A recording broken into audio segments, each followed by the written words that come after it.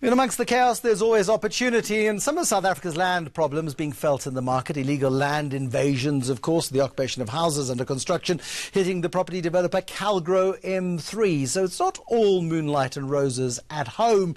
But we go into the sort of downward stretch toward the holidays. There's, 6 weeks left, working weeks left of the year, really, before the country shuts down for most of the rest of December and half of January next year. So where do we go to from here? Is this the buying opportunity? Can you stomach the volatility? As Rayhaan says, do we need to wait for Donald Trump to blink before pulling back on his pressures on the US Fed and also start pulling back a little bit on the madness of trade wars? Opportunities for the last 6 weeks of this year. Who's feeling brave? I think domestic opportunities. Let's talk local. Yeah. Okay, so outside of what we've discussed, Naspers, Mediclinic, let's look at domestic, local South Africa. So South Africa hasn't grown for a long period of time, and it's probably likely to be the case for at least another 6 to 12 months. Once elections are through, you get policy certainty. I'm an optimist. I still believe in South Africa. I still think the current leadership that we've got within the ANC can turn the ship around.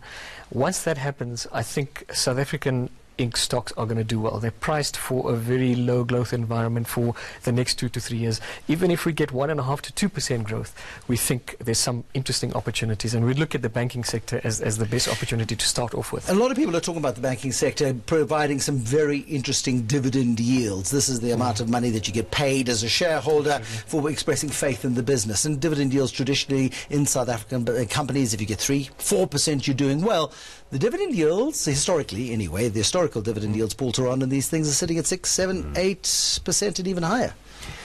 And South African banks are very well run. They've got, solid capital and all of that. My only residual concern there is that Eskom. Because if Eskom cracks and breaks and goes into some kind of structural default, you could see all of those guarantees fall back on the central fiscus, which could result in an immediate sovereign downgrade. And we know that in turn normally results in a funding hike. The cost of funding becomes significant for banks.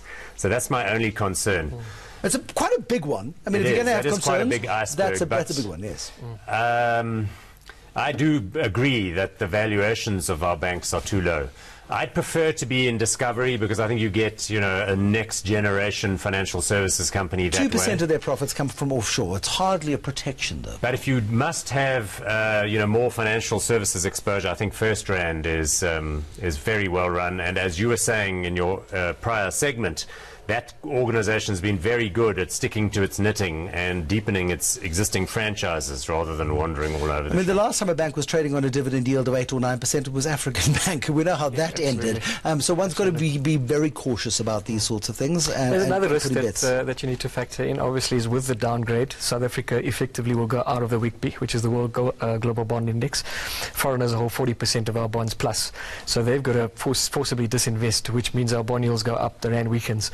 That's going to be a shock to the banking sector. So there might be a better buying opportunity sometime next year. We think we probably lose it next year. This comes down to the fundamental question on which we will leave it, the risks of a downgrade. Tito Mbowene's medium-term budget policy statement, people I talked to in the National Treasury, they would say it, think they've done enough to assuage the concern of Moody's, who we're due a rating from them. They upgraded us at the beginning of the year from a negative outlook to a neutral outlook. They'll probably put us back on negative, not a full downgrade yet. Very likely that's going to happen on Friday, potentially. If it does not happen on Friday, it probably is going to happen end of the year, but the downgrade seems very likely sometime in 2019. Downgrade is likely. Is very likely. However, I must just clarify. Our bonds have priced that in already. The currency has already priced that in. We firmly believe that. However, for the technical reasons that we go out of the index purely because of this downgrade, remember S&P's already downgraded us to junk. So the second one follows, the major ones obviously Moody's and S&P. The second one goes, which is Moody's, we go out of WIGB, and those flows will result in a technical sell-off in our bonds. We think the bond yields will come back very quickly again because South Africa is already priced in for junk. So we think it's a short-term buying opportunity that might come up. Paul, can you concur?